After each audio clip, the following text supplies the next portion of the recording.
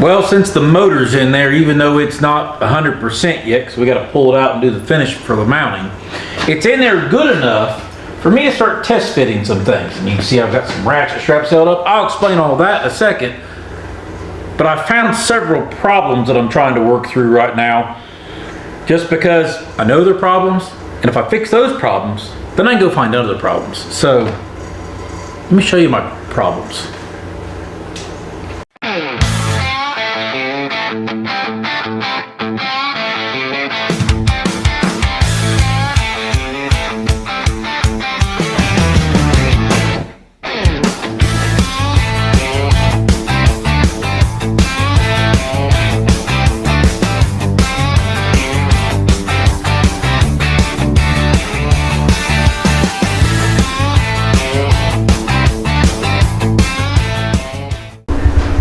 So problem number one is the shifter was hitting the steering wheel when you would try to go into reverse or first.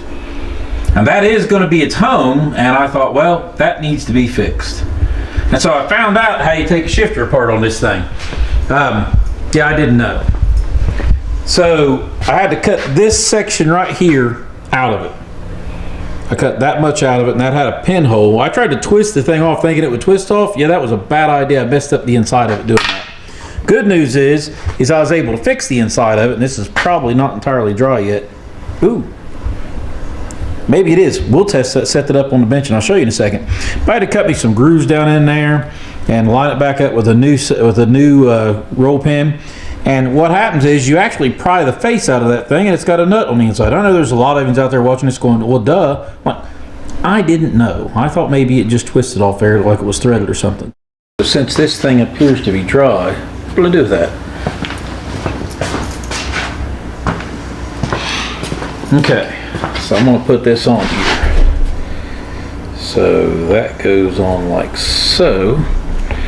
I just put a little bit of paint on to kind of help things out. I know that it's supposed to get a locked washer, but I'm going to just tighten it first before I do that.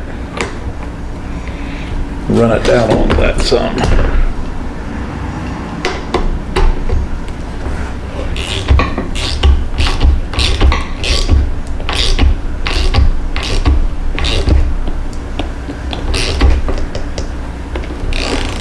Oh, nice tight fit now. Good, nice tight fit. Yeah, it's going down on there, pressing that pin in place. So now I'm going to loosen that back up.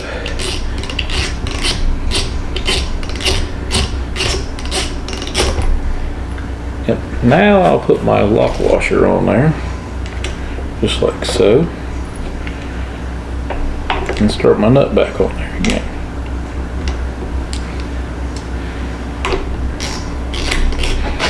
So the good news is with this one is that yes, it's got a little longer handle, and I've cut it down some to make up for that. And yes, that may not, we may call that good enough. That's close.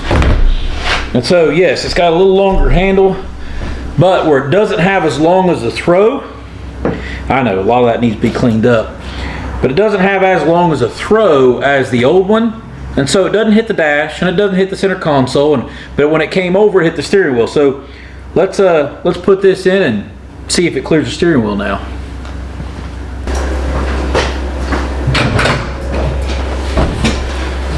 My temporary seat is a little higher than the real seat, but so now I should be able to, there's reverse, first, second, third, fourth, fifth, sixth, seventh. And I know I just said seventh. It's actually sixth because it is reverse low. First, second, third, fourth, fifth, sixth. Man, that's going to be just downright awesome right there. That'll be slick. I'm really happy about that. And I think right there, you get that thing over at 6 to pull down. I think you can rest your hand on that and set your arm on the armrest, and like that's gonna be about perfect. I shortened it like, well, you've seen the piece I took out of it, so it's about 4 inches, something like that.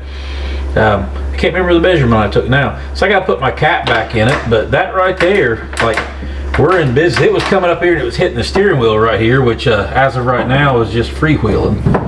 So, but yeah, so now it's completely under. And the other one, man, it almost, when you put it in first, would like come here close to the dash. Look at that, so much tighter, so much nicer. And my cup holders in the cup, that'll all clear that, so you can put your big gulp in your cup holders, and like this is going to be phenomenal. Now I just got to cut the floor out there where that goes, and that's a whole nother project, but that's not a problem. So this was a problem solved. So now we'll go on to the big problem of the video. Ooh, didn't fall.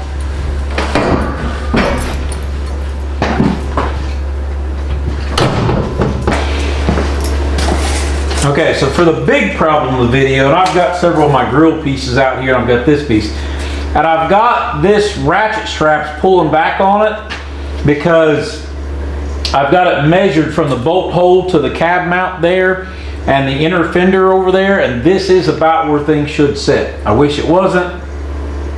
Trust me, I wish it wasn't, but that's where they sit. That being said, if I come off of right here back to the front of the water pump where the fan should thread on, because, well, if it's a mechanical fan, I have got 5 3/16. 5 3/16. Now, the problem is I was going to run that Freightliner intercooler up front here, and then I was going to step back and run a nice aluminum radiator because I'm not using the original radiator because, well, it's in rough shape. If you guys remember, I was putting Acapulco on it to get it to go to Fort Wayne and back, which that stuff works, just so you know. Permatex Radiator Fix, I put that on there, and but not sponsored by Permatex at all, but it works so well for that trip, I'm going to brag on them. So that being said, there's not enough room there. 5 5/16 is just not enough room for a 2.5-inch intercooler and a 4.5-inch radiator. You can see math doesn't math out that way. And even if I come off the front of it a little bit to make a little room to where it's just basically out flush against the grill itself, it's not going to fly. And I really, really wish it would, because I really wanted to use that intercooler. It's not going to happen now. So maybe we'll keep that intercooler around for another project. So let me show you what I'm thinking. I have got my radiator laid out on the ground here, and you can see some black lines I drew on the sides there and there. And if I come down through here with my little taping measure, or, well, this is a rule, and set there and there, that puts me at like 27 5/8 between the black lines. Now, I know you can't see me, but I'm over here sticking my 27 5/8.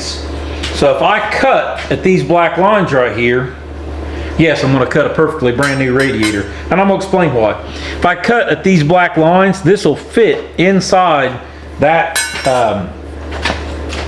the framework for the old radiator, no problem. And I'm going to show you why I'm going to do that. But first, I'm going to take an angle grinder and I'm going to hold my breath, because that's pretty expensive aluminum radiator, and we're going to cut that. So with the precision of a surgeon, I took the angle grinder with a cutting wheel, and I made it look nice with the flapper wheel, or nice enough. I cut the extra piece. Actually, I had to cut deeper than what I wanted to of my first line to cut them off. And I also drilled out and used smaller fasteners on the inside. And here, look here. Dun dun dun. Yeah. The reason I done that is because if you look here, now I have clearance, and this thing's not perfectly centered either. I'll worry about that in a bit. I gotta, might have to go, we'll call it that way a little bit. Let me back up away from this thing here. Come in here. You can see down through there, I've got a little bit of a gap, so I can get centered up a little bit better, but it's close. And there's not a whole lot of room to play with. But yes, that is the new radiator for the International. Now, let me get it set up here on the stand and I'm going to talk to you about what's going on. Oh, and that is the intercooler that will no longer be used now. It was planned to, but it wasn't going to. The main reason for that is just with the radiator mounted to the front, see my clearance between my water pump and the electric fan? You know, there'll be enough room to get a serpentine belt in there because that pulley goes like here and the crank pulley goes there, so you can change the belt and everything, but not enough room to add the intercooler on top of that. I know, I'm broken hearted too. So let me show you what I got. So aside from a mess that needs to be cleaned up, what I have right now is I have a gap that is, we're going to call that 7 3/4 inches off the bottom of this. Of course, that knot right there is going to be the high spot. So let's see what the high spot is. I'm going to call that, call it 7 1/2. I got 7 1/2 inch window down here, and there is a lot of 7 1/2 inch tall, wide, thick intercoolers. Now, my end-all plans is I'll cut the sides of this off down through here. The original radiator mounts are right here, because this is how the original radiator mounted, was it face mounted to this. And because this tank sticks out further, I'm going to have to make a spacer here and here and probably cut the back ridge out of the trim piece that goes across here. But other than that, this is all going to fit. And I may take a little piece of rubber and put between them so I don't have steel against aluminum if there's vibration. But all in all, it worked really good. Now, for you international guys who are looking to change out a radiator, you don't want to spend the $800 on the radiator replacement that they sell for these. This is half the price with the cooling fan, and this is a 4-core. It is Alloy Works, so we'll see how that goes. Never used them before. Usually I'm a Champion guy, but heard some good things about them, and so we're going to see about how using this radiator works versus a Champion. It looks good though. Welds look good, like this little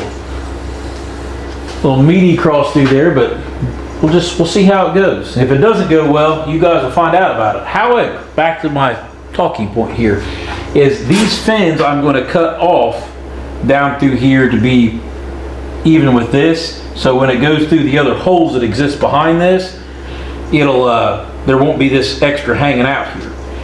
And maybe I leave it because the trim piece will cover. It might not matter to leave it, just drill my holes that need to go.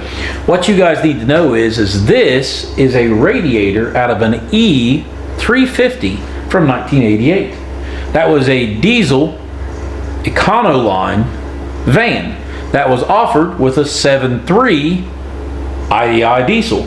So this radiator was designed to be run with this motor that I'm using. And when I say this radiator, the original radiator was not a 4-core radiator, and this is a 4-core radiator. So this should give me plenty of cooling to do what I need to do. I have a little bit of room left on the front here that if I want to make a bracket and run a air conditioning coil, I maybe have some room to do that between here and the grill. Or I might run it maybe behind the intercooler. I'm not sure yet because I do plan on putting air conditioning in this truck. I know it's kind of crude cutting it with an angle grinder, but I mean, what else you gonna do with it? I mean, it's so I think this radiator is a good fit for this truck, and I guess if you had the original motor still in it, I mean, you know what? Time out. I'm going to go check the inlet and outlet of the old motor. Okay, so I verified it. So the thermostat housing on the old motor is clockable. You can turn it, and it's got 2 other bolt holes to sit down for thermostat housing. You could bring it over to this side of the radiator on top, and the bottom is on the other side, just like this. So this could be a replacement for a stock International Lodestar engine setup if you wanted to go this route. Because I know these radiators are, I mean, $400 versus $800, that's half the money. I mean, it is what it is. Depending on how, stock you want to keep it or original looking you want to keep it. Obviously, we are way beyond that with this project, but I'm bummed I'm not using the big intercooler that I've got. So, but I think, you know, running the intercooler down here, I'll be able to run a thicker intercooler. So I have to shop around, see what's out there, see what I can make room for. And if I have to trim the back side of this off to make it fit, I'm not sure. And I'll have to run the piping down the sides of the radiator to get down to the bottom, but there should be room for that. So I'm going to look around to see what other problems I can solve. But before I do that, I probably need to clean up, because this place is getting to be a wreck, because I'm doing a whole lot of over here, over there, over here, over there, because I'm trying to look at everything while the motor is in there, even though it's got to come back out. And I've been doing some research, and I'm going to put a rear mount on the transmission. I don't like it hanging all the way back there and not having a rear mount. I see some trucks have them. So yes, I plan to do a rear mount to help out. So the motor and transmission will be mounted in 5 places. 1 on the front, 2 on the side of the transmission, and 2 on the sides of the transmission in the back. So I guess for this one, I'm gonna get to cleaning up and sweeping and picking all this junk up that's sitting everywhere. I really need to pick up the welding bench. It's just getting messy, and I'm not happy with it. So, guys, thanks for watching this one. Give us a like and subscribe, and if you want to see how all of this pans out, see you in the next one.